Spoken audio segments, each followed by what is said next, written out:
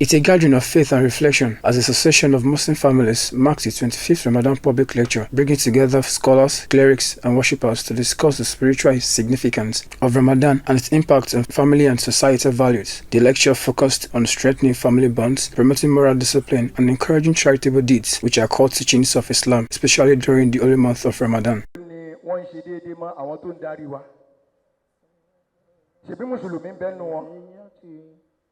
Olórí wa náà mùsùlùmí ni ǹjẹ́ wọ́n lo òfin Ọlọ́run bọ́lọ̀ ń ṣe sọ ǹjọ́ tá a bá sì ti lo òfin Ọlọ́run mọ́ yóò padà máa takò wá ní òṣè kí n sí peace ǹjọ́ tá a bá ti tẹ̀lé ntọ́lọ̀ ń sọ mọ́ ní òfin ní sí peace mọ́ láwùjọ ní òfin ní sí peace mọ́ lágbàáyé lẹ́sẹ̀ ní pé gbogbo ayé lẹ́nu kò sí peace mọ́ nítorí bá a tẹ̀lé òfin Ọlọ́run. Mọ́ndé tá a bá ti tẹ̀lé àwọn òfin tọ́lọ́ ń kà kalẹ̀ fún wa á máa tẹ̀lé ayé ni àwa kọ́ la á máa ṣayé. Tí nǹkan bá ṣẹlẹ̀ láàárín àwọn èèyàn ládùúgbò jẹ́ ọmọ ẹ̀ ń pè wọ́n ló máa ń túnṣe. Wọ́n ní báwọn mùsùlùmí ṣe ń ṣe nìyẹn wọ́n máa ń wá kálàáfíà jọba. Bíi tí bàbá wa Sheikh Salman Ake radiyallahu ta'ala anhu wọ́n ní bí nǹkan kan bá ṣẹlẹ̀ láàárín àwọn èèyàn bàbá ọṣẹ́ Salman Ake ó máa sáré pé àfi kó jọ̀wọ́ mi nìkan náà ó ti tò ẹni tó bá ń dàrú tẹ́wọ́ náà mọ̀ pé nǹkan yìí ń dàrú ó ní freedom àti túnṣe. Hurriyatu tamalluki freedom of ownership ẹnìkan ralẹ̀ àwọn kan wá dé wọ́n wá fẹ́ gbà lọ́wọ́ ẹ̀ tó sì mọ̀ pé wọ́n fẹ́ gbà lórí irọ́ kóhun ló nílẹ̀ yẹn ó ní freedom àti claim nǹkan ẹ̀ má sọ pé ó jẹ́ fi ilẹ̀ fún wọn. Kò sẹ́ni tó lè bá pain gbé kò sẹ́ni tó lè gbé pẹ̀lú pain tí ìka bá ń dùn yàn èèyàn gbọ́dọ̀ dìde tó wà yẹn láti lọ wá nǹkan ṣe síka yẹn ni àgàgà tó ẹgbẹ́ ló ń fọyàn ṣé wọ́n máa pé ọ̀rọ̀ wa ò yíra wọn I have a problem you don't know. So if it is surgery that I will do it. Àwọn bàbá wa ti sọ́tàn wá ní kàmá ti ṣe yá aláwọ̀ kàmá ṣe yá ìyàsẹ̀. Ọlọ́run ló kọ́ àwọn dókítà lọ́gbọ́n nípa medicine. Tọ́ba wa ń kọ́ wa, a gbọ́dọ̀ gbà ká sì mú lò. Mo ní BP reading mi wàláhì in the past 5 years. Ó mọ́ra ni o, ó wù mí láti máa ṣe. Mo ní kí ni tó fi ṣe fúnra mi yẹn. Àwa ṣe fúnra rẹ̀ ó gbọ́dọ̀ mọ̀ tó bá rẹ̀ dókítà tó bá ní kí ni BP lánàá níjẹta last week you should be able to tell it tó bá gbẹ́lẹ̀ mi in the hospital ara nǹkan tó máa ń tètè pa tàbí tó ń paralyze ni pé wrong medication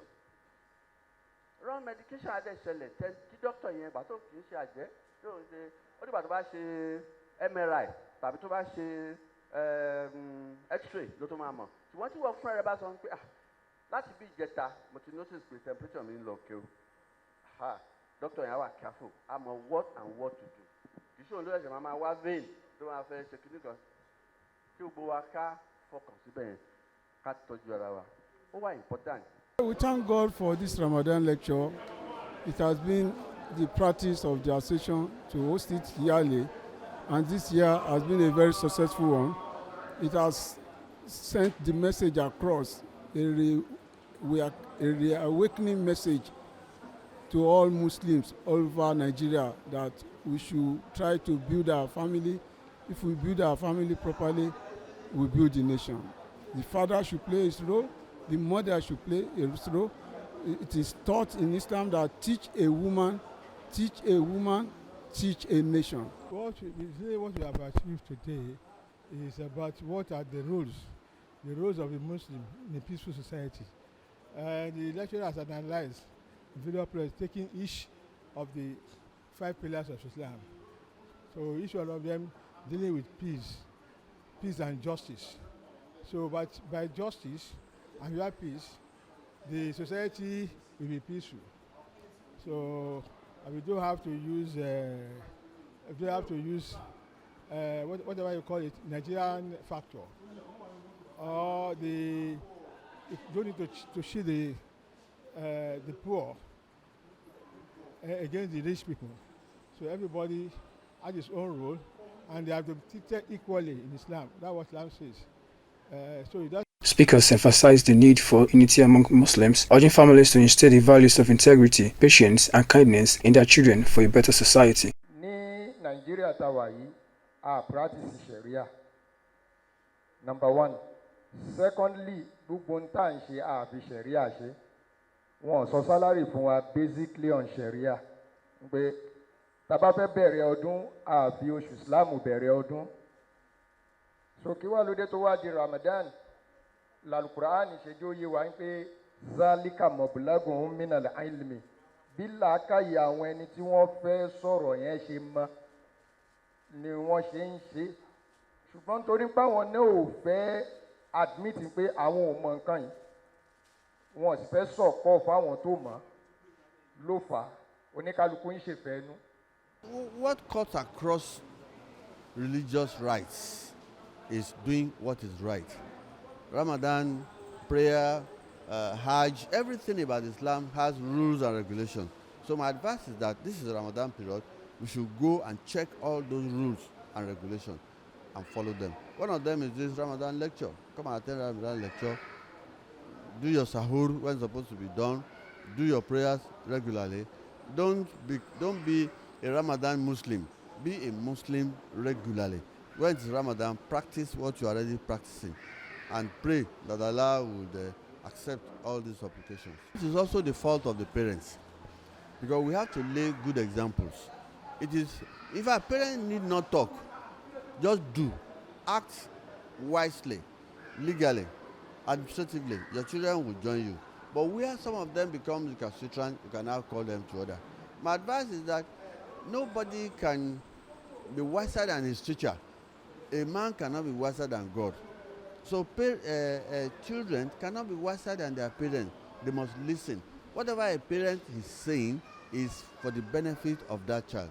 The Muslim should try to abide by the rules. You know, during the Ramadan, you see that everything is in order. People does not want to do anything against the commandment of the Allah. So we should try to continue after Ramadan, and we should not just obey during Ramadan, and as soon as the Ramadan finish, we are on our own. No, it must be a continuous event. The purpose of Islam is to have piety of Allah, to fear Allah, and to do exactly what Allah has to do. So if you fear Allah, if you go against all these excessive living of life, you will live a very good and lovely life. You fear Allah faithfully. You fear Allah in the open. You fear Allah when nobody is with you. So you always fear Allah whatever you do. Ìbẹ̀rù Ọlọ́run lójú, ìbẹ̀rù Ọlọ́run kọ̀kọ̀, ìbẹ̀rù Ọlọ́run gbagba, ìbẹ̀rù Ọlọ́run lójú. That's why Quran sọ pé ká bẹ̀rù Ọlọ́run tó dáa ká lè gbà rẹ̀ ká bẹ̀rù Ọlọ́run. Ṣé ìyàwó tá à ń gbà yìí bóun wá ó lè mú mi kò sẹ́ni tó máa mú ẹ, bóun wá ó lè jẹun kò sẹ́ni tó máa mú ẹ, àmọ́ participants described the lecture as insightful and inspiring, reaffirming their commitment to living by the principles of Islamic teachings beyond Ramadan.